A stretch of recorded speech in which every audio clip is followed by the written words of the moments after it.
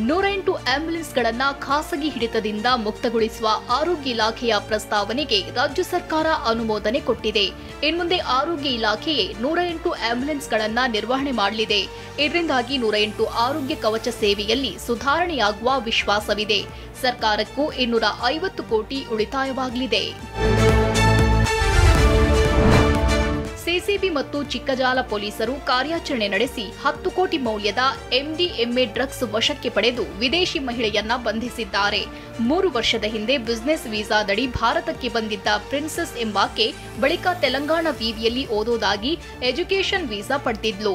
ಆದ್ರೆ drugs peddling ಮಾಡ್ತಿದ್ದು ಬಂಧಿತಳಿಂದ 10 ಕೋಟಿ ಮೌಲ್ಯದ 5 ಕೆಜಿ 325 ಗ್ರಾಂ ಎಂಡಿಎಂಎ ವಶಕ್ಕೆ ಪಡೆಯಲಾಗಿದೆ. ಖರ್ಚಿಗೆ ಹಣ ಇಲ್ಲ ಅಂತ ಕೋಟಾ ನೋಟು ಪ್ರಿಂಟ್ ಮಾಡಿದ ಯುವಕ ಅರೆಸ್ಟ್ ಆಗಿದ್ದಾನೆ. ಕಮರ್ಷಿಯಲ್ ಸ್ಟ್ರೀಟ್ ಠಾಣೆ ಪೊಲೀಸರು ಕೃಷಿ ಮಾಲಿ ಎಂಬಾತನನ್ನ ಬಂಧಿಸಿದ್ದಾರೆ. ಖಾಸಗಿ ಹೋಟೆಲ್ನಲ್ಲಿ ತಂಗಿದ್ದ ವೇಳೆ ಕೋಟಾ ನೋಟು ಪ್ರಿಂಟ್ ಮಾಡಿದ್ದಾನೆ. ಚೆಕ್ಔಟ್ ವೇಳೆ ಆತನ ರೂಮ್ನ ಡಸ್ಟ್ಬಿನ್ ನಲ್ಲಿ ನಕಲಿ ನೋಟುಗಳ ಚೂರು ನೋಡಿ ಪೊಲೀಸರಿಗೆ ಮಾಹಿತಿಯನ್ನ ನೀಡಿದ್ರು. ಸದ್ಯ ಆರೋಪಿ ಬಂಧಿಸಲಾಗಿದೆ.